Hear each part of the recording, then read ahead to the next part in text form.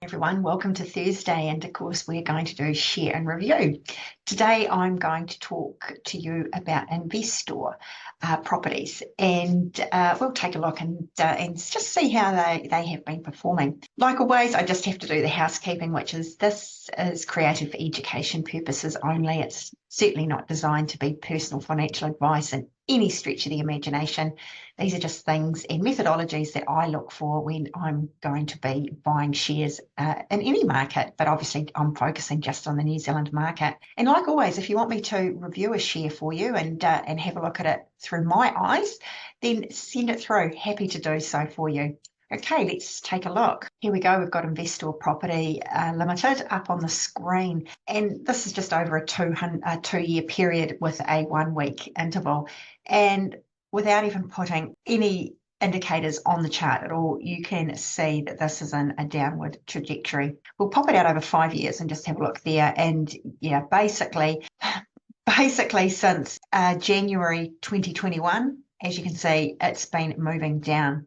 So certainly not a share on the first glimpse that I would want to own. Still paying a dividend. It looks like it's paying quarterly dividends. But again, I've said this before in one of my other podcasts. Personally, I would not invest into a share just specifically for the dividends, because as you can see, if you've bought a share even here 2 years ago at $1.70 and it's now trading at $1.03, the chances are the dividends aren't going to make up for that price differential that you're getting in the dividends. So to me, dividends are a byproduct of a good share. If it's rising, that's great. I want to own the shares. And I do like a dividend reinvestment plan. And that is where you can, instead of receiving the cash payout of the dividends, you can actually use that dividend and instruct the company to reinvest it into more shares. And the reason I like that is because so often you're definitely not charged brokerage, but also you can quite often get the shares at a discount to what it's trading at on the open market, which can be a really good thing, especially if the share, like I just said, we want it to be in an uptrend, not a downtrend like this particular one. Before I put any moving averages on, you can have a look. Down the bottom here, we've got some volume. And these red candles are when the share is obviously sold down for the week in this example. And that is where tends to be a lot of volume. Occasionally we get a lot of buying volume, but it's not really doing anything. You can see here on this one on April 2023, there was a lot of volume. However, the share price didn't really move much at all. Okay, it was just in a sideways trending pattern.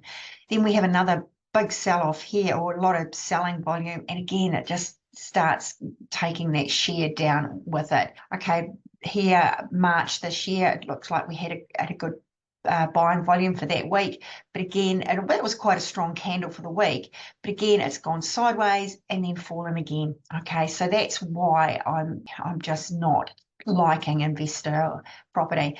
But hey, we'll put the moving averages on and see what they say. Again, we're using the 30 residential, trading below it, which I think was going to be a given anyway. And we'll just pop on the 15-week moving average also. And there you go, that's trading below it. In fact, for this whole screen, the 15-week moving average has been trading below the 30-week moving average, which is a negative in my view. We'll just pop it over the 5-year and see when it changed. Yes, you can see that changed at around April 2021. That was when the 30-week moving average crossed, the 15-week moving average crossed below the 30-week, and it hasn't looked like recovering since then. It's just moving down.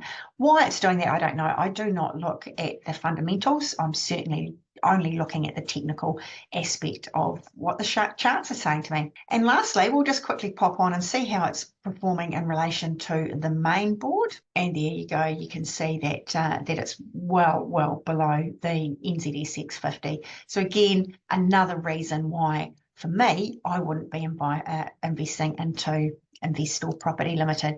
So I hope that's helped. If you do want to receive my trading signals, remember you've got 30 days free, and I send out trading signals once a week. So often of late, to be honest, there haven't been any new buys, but there certainly has been shares where I've increased the stop losses, which to me is another valuable, important part of investing. You want to protect your capital in case shares fall further. But also, as shares rise, you also want to start locking in some profit. So if you want to come along and have a look at that, the links are in this post. And yeah, I'd love to see you. Until then, until next week, have a great day. Thank you.